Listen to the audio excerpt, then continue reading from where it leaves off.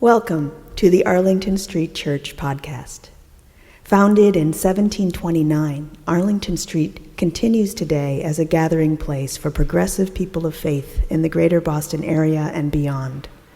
We are located at the corner of Arlington and Boylston Streets, across from the Public Garden in Boston, Massachusetts.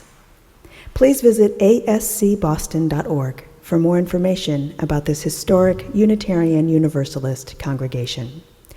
Arlington Street Church, gathered in love and service for justice and peace. Hi.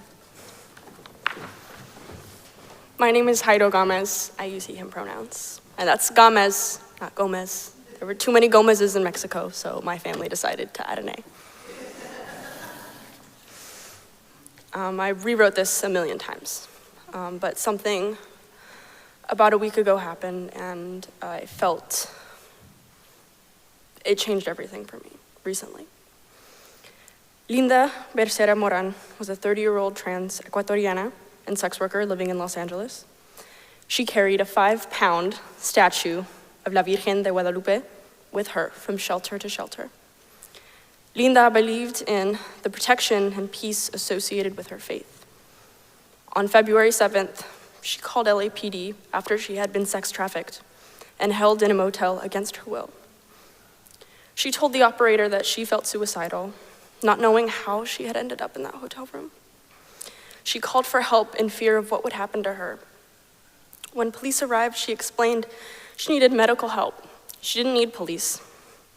When police approached her, she held a knife to her own throat, but she was shot. Linda was absentee booked for assault with a deadly weapon against a peace officer, despite police footage showing she did not threaten or approach officers. She died on February 27th, when hospital personnel stopped life support after failing to communicate with her family in Ecuador. LAPD would not release the details of her death until weeks later.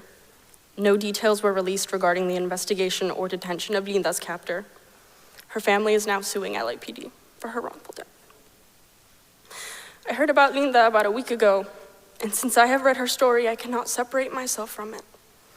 I cannot disconnect my heartbreak from hers. I wonder what her life could have been, and I marvel at mine. I could see her sitting on a park bench, or having a cup of coffee, maybe offering a prayer. For many, calling emergency services comes without question in times of crisis. But for trans people of color like Linda and I, a call to emergency services can and will result in death. My joy has been elusive lately, and I cannot speak of hope and happiness as much as I want to. I have hope for change, but not in systems that exist. I believe in neighborly affection and community gatherings. I believe in circles of faith and kinship. I believe in the closeness of people above systems deemed safe for all. Community is a privilege that must be maintained precisely because we dignify our existence and our humanity through them. My only trans relative, Ale, once told me that being trans is a gift because you know yourself better than anyone else. The intimacies of finding your truth will be deeper than others can fathom. I cannot disconnect my transness from being brown, just as much as I cannot disconnect my heart from my soul. The two are reflections of each other and impact how people see me. And I invite those of you who are not trans to reflect on the ways you move through the world and how you might actually stand on the values you have through action. I invite those of you who are trans to take a deep breath. You are no one's martyr, and your existence does not inherently invite pain and violence into your life. I often say we take care of us because I truly believe it. We must take care of us. Only we can take care of us. Being trans is having the divine gift of creation. It is the joy of knowing what it is to create humankind. I pray we learn the lessons of those before us, and we leave active legacies behind us by putting actions to our values. I pray for the trans friends and family I have lost. May we continue to learn from their power and grace. I pray we all know justice, freedom, and peace beyond measure. Thank you.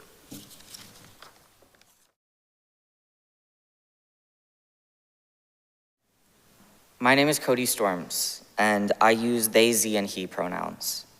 That means that I am not entirely a man, and I am definitely not a woman. I'm very proud that being a drag king for 2 years in California helped me feel more sure of my gender identity. But because of my voice and my facial hair and the way I present myself now on testosterone, I often hear people referring to me as he, him only. It's a very weird problem to have.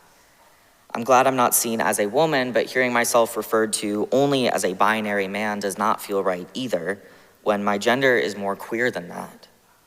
The pronoun ze or them, spelled ze or xe, depending on personal preference, is supposed to be a way to ease the struggle of a binary person like he, a binary pronoun like he or she, but it's also a singular pronoun for one individual compared to the pronoun they that confuses people for being plural. These are called neopronouns, and there's others too, like ze spelled ze. Some people want to be referred to as it, its. Some people like v or ver, fe or fem, ni or nim. And if it sounds endless and dry, that's kind of because it is. They're all the same thing. They're just words replacing having to say somebody's name over and over again. Pronouns are just a way to simplify the human language. But if my pronouns make referring to me too complicated, then you could just say my name. You're acknowledging me either way, which is good enough to start with. But eventually people will notice when you refer to someone only by name over and over, and you'll sound more ridiculous than if you just learned it the right way the first time. If you go into meeting someone with no assumptions of their identity and openness to however they present themselves to you, it'll be far easier and more peaceful and respectful. I'm not up here asking you to understand my identity as someone genderqueer, transmasculine, bisexual, demisexual. There's a lot of words. But I am asking you to listen. If you have any respect for me, you'll listen to me when I tell you my pronouns, and you'll use them, all of them. You'll use my pronouns interchangeably, and you'll listen when I tell you that pronouns are nothing to be scared of. And you should listen when I tell you that I am far more scared of the state of the world than I am having to correct you on my identifying pronouns once or twice. Something like that is a mistake that I'm willing to correct. The federal government repealed actions protecting queer people from being surveyed and tracked, so I have far more things to be scared of right now. I fear too many things to protest as myself right now. My only options are complete stealth, wearing all black, nothing on me that is recognizable, and no phone on me to protect myself with the numbers of loved ones written on my arm.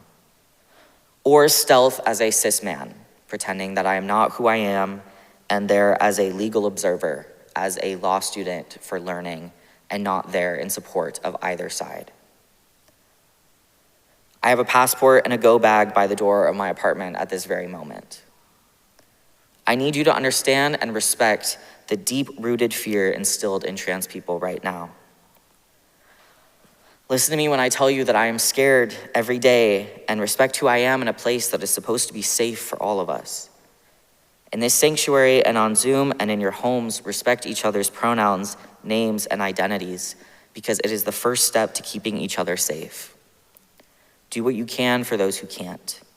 Do the endless dry things. Learn the pronouns, understand why they help someone's identity, and protest if you can and when you can.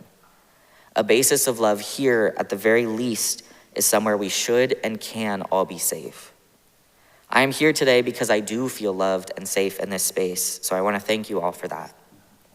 And I don't say these things to be negative, I say these things to be honest. Just as I can honestly say to every transgender and queer person in this place and on Zoom, that life is still worth living right now. There is not a world that should not have you in it. We are strong and we are proud, and we can find joy and love within each other, even when it seems hard. We will be okay if we take things step by step and day by day. I love you all. Haha, you haven't seen me up here before. My name is Beck Zare, as many of you know. My pronouns are they, them. I'm non-binary and AFAB, meaning assigned female at birth, meaning someone else decided my chromosomes equals a girl, and someone decided something like that for you too. But I remind you that you make the choices about who you are. I could talk to you all for 5 minutes about what gender means to me, but that's not the point of this. Those conversations, notice not a single conversation, are for all of us to be bringing to every circle we're a part of. We all have a responsibility of recognizing and dismantling the impacts and harm of gendered systems, not just trans and non-conforming folks. So now let's shift gears. I'm gonna tell you about my mom. My mom's name is Linda. Sorry, I mean the captain. She's an AFAB cis woman, an accountant, a costume designer, a mother, a cancer survivor, and a lover of telling stories, sometimes the same ones repeatedly. She grew up in Buffalo, New York, in the suburbs. She was anxious and shy growing up. She didn't have many friends. She was a straight A student, except history was hard. She was and is a flute player and loves to sing along with ABBA songs. She's the oldest of 3 kids. She isn't very athletically coordinated, although her gym teachers thought she should be good at basketball because she's tall.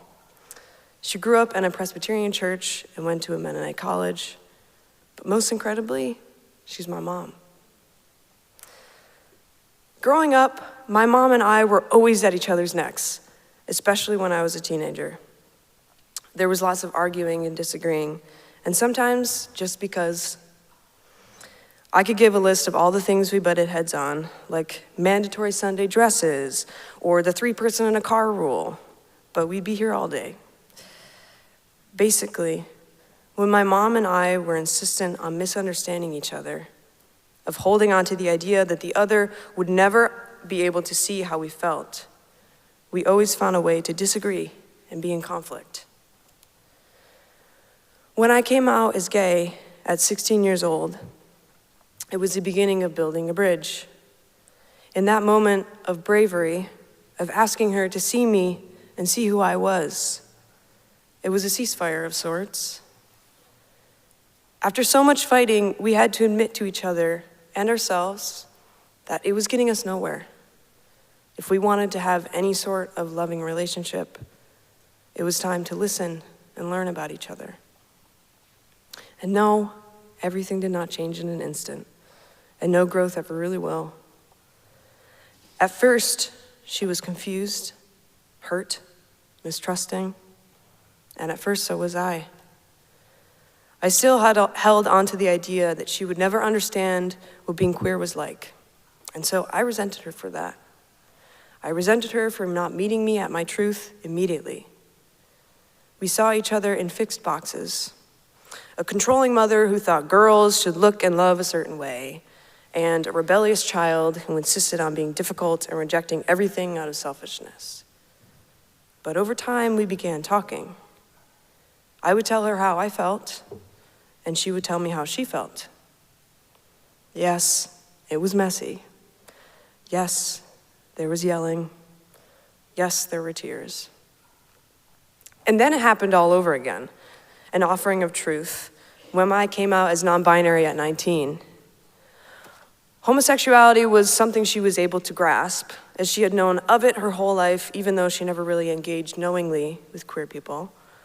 However, gender was completely a new issue to address. She had never given it much thought, and suddenly I was asking her to, even demanding her to. At first, I was angry that she couldn't pick up on my pronouns, couldn't switch to calling me back immediately. When I came out to my college friends and peers, they met me where I was at pretty quickly. So why couldn't my mom? I resented her. I thought I understood exactly her intentions. Over the years, and still to this day, we have had many conversations involving questions and explanations and crying and confusion and epiphanies and laughter. There are still plenty of things we don't agree on, and that is okay. In fact, you cannot possibly align and agree perfectly with anyone. In trying to understand each other, my mom and I had to get creative. For example, instead of calling my sister and I girls, she started calling us Citas. There's a lot of random backstory there, trust me. I talked about the importance of my name, which she was able to compare loosely to my aunt wanting to be called Kim instead of Kimberly.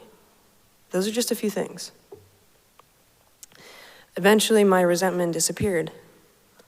I realized that in trying to defend myself, to holding my ground and demanding she understood who I was not making any room to understand her.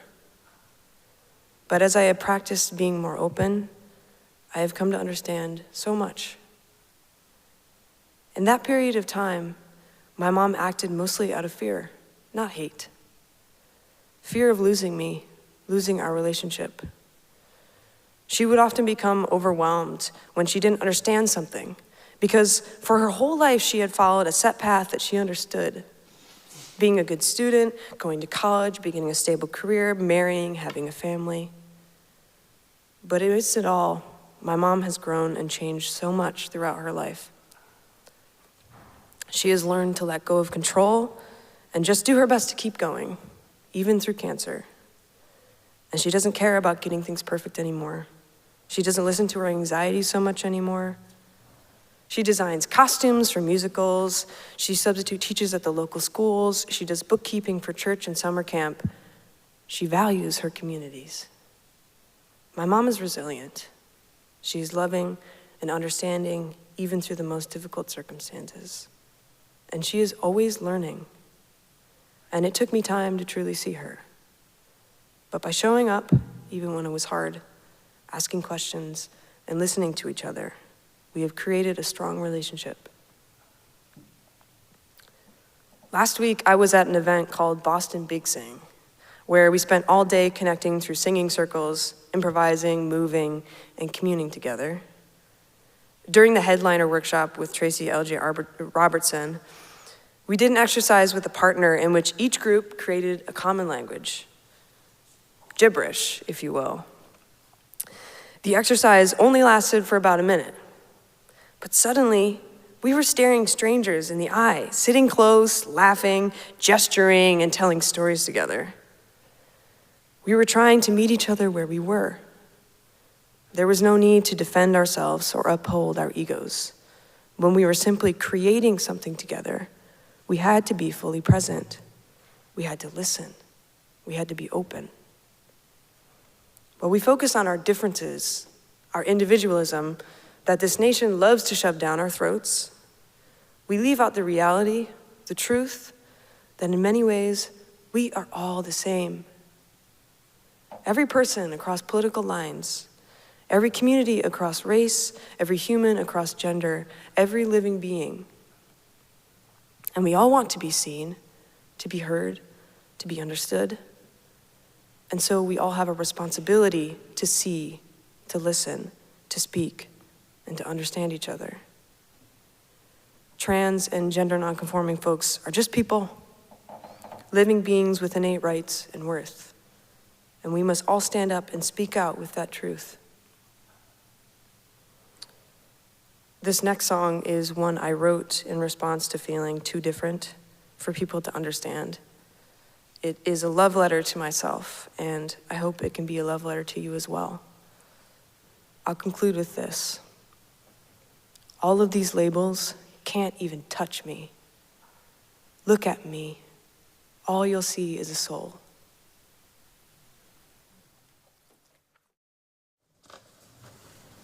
I want to just take a moment of deep thanksgiving for the stories and truths shared this morning. And to share, as we begin our benediction, the words of my colleague Sean Neil Barron, who some of you might know from doing his student ministry here just over a decade ago. In response to an anonymous message of hate that he received at his congregation in Colorado, he wrote this response. There is a love wider than fear, deeper than control, queerer than any of us were taught to expect. A love that delights in people becoming more themselves, not less. A love that whispers to every trans and non-binary kid, you are real, you are holy, you are enough. And while many Unitarian Universalists aren't Christian, I can answer the question you pose. What kind of Christian love affirms trans kids? The kind that actually listens to Jesus. The kind that knows that fear is not faith.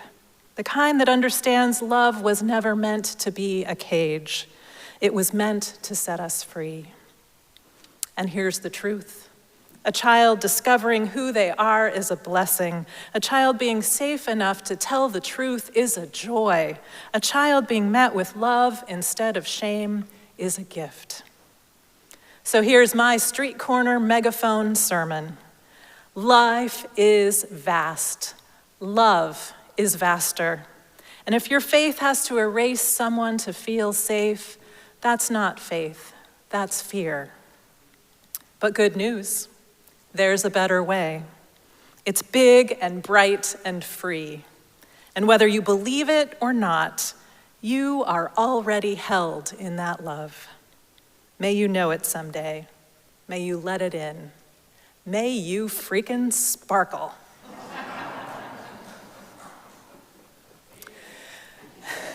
Amen.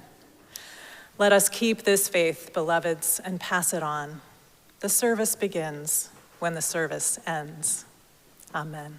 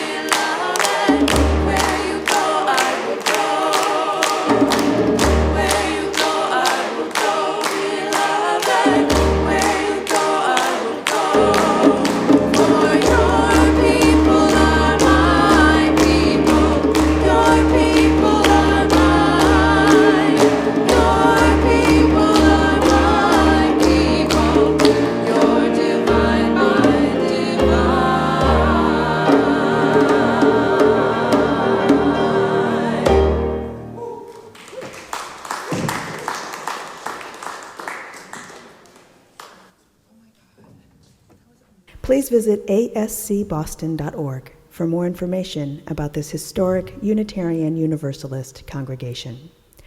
Arlington Street Church, gathered in love and service for justice and peace.